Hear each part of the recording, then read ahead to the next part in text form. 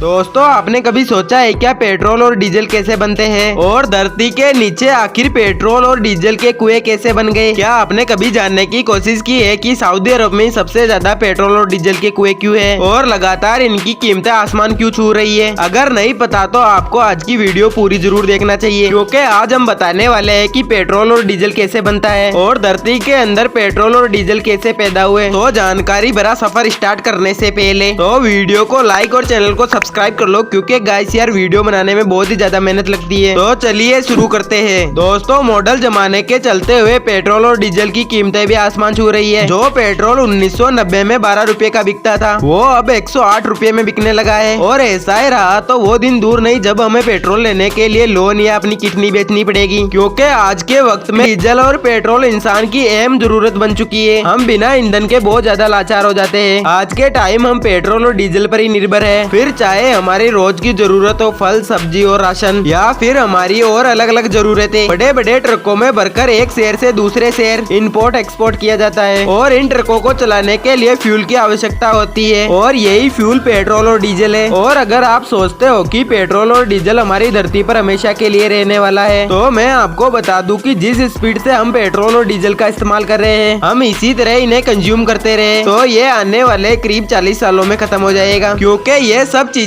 धरती के अंदर लिमिटेड है। और जैसे जैसे पेट्रोल और डीजल खत्म होता जाएगा वैसे वैसे इनके दाम बढ़ते जाएंगे और ईंधन के दाम बढ़ते हैं तो उनके साथ साथ महंगाई भी बढ़ जाती है और हम पूरी तरह इस रिसोर्स पर निर्भर है। लेकिन दोस्तों हमारे भारत में पेट्रोल जमीन से नहीं निकलता, इसी वजह से हमें दूसरे देशों से पेट्रोल खरीदना पड़ता है और ये पेट्रोल हमें कच्चे तेल के रूप में मिलता है, जिसे रिफाइनरी में साफ करके पेट्रोल बनाकर इस्तेमाल में लाया जाता है। और यही वजह है कि हमारे देश में पेट्रोल की कीमत लगातार बढ़ते जा रही है। और वहीं सऊदी अरब और खाड़ी देशों में जहां तेल के कुएं मौजूद है वहां पर पेट्रोल पानी से भी सस्ता है और ये कौड़ियों के दाम पर बिकता है। और आखिर पेट्रोल और डीजल बनता कैसे है और ये जमीन के अंदर आया कैसे? तो दोस्तों आज से हजारों लाखों साल पहले जब हमारी दुनिया से डायनासोरों का अंत हुआ था तो हमारी धरती के टाइटैनिक प्लेनेट में हलचल हुई, जिससे हजारों लाखों पेड़ पौधे और जीव जंतु धरती की चट्टानों के अंदर दब गए और ये पूरी तरह डिकम्पोज हो गए। तो चट्टान में गहरे दबाव और गर्मी की वजह से जीवाश्म तरल पेट्रोल के रूप में बदल गया। बाद में मनुष्य की उत्सुकता ने जमीन के अंदर खोज की और पेट्रोलियम के भंडार का पता लगाया। अगर आपको लगता है कि धरती को खोदकर पानी के कुएं जैसे पेट्रोल निकाला जा सकता है तो ये आपकी गलतफहमी है, क्योंकि हमें धरती के अंदर पेट्रोल काले गाढ़े तरल पदार्थ के रूप में मिलता है जिसे पेट्रोलियम कहते हैं और ये अपनी प्योर फॉर्म में नहीं होता है। पेट्रोलियम को हम क्रूड ऑयल या कच्चा तेल भी कह सकते हैं, लेकिन पेट्रोलियम पेट्रोल नहीं है, बल्कि पेट्रोलियम से पेट्रोल, डीजल, केरोसिन जैसी कई सारी चीजें बनाई जा सकती है। पेट्रोलियम जमीन के नीचे और समुद्र के नीचे दोनों जगहों पर पाया जाता है। जो पेट्रोलियम समुद्र के नीचे होता है उसे निकालने के लिए प्लूटून रिफाइनरी बनाई जाती है, यानी तैरता हुआ प्लेटफॉर्म। ये प्रोसेस सुनने में जितना आसान लग रहा है उतना ही टेढ़ी खीर है भाई साहब। समुद्र हो या जमीन, पेट्रोल के भंडार ढूंढने में कई सालों लग जाते हैं और अरबों खरबों रुपये खर्च होते हैं वो अलग। और इसके लिए समुद्र के अंदर कई महंगी और कई बड़ी मशीनें लगाई जाती है जो एक जगह से दूसरी जगह तक तेल ढूंढती रहती है। और जब इस मशीन को तेल मिल जाता है तो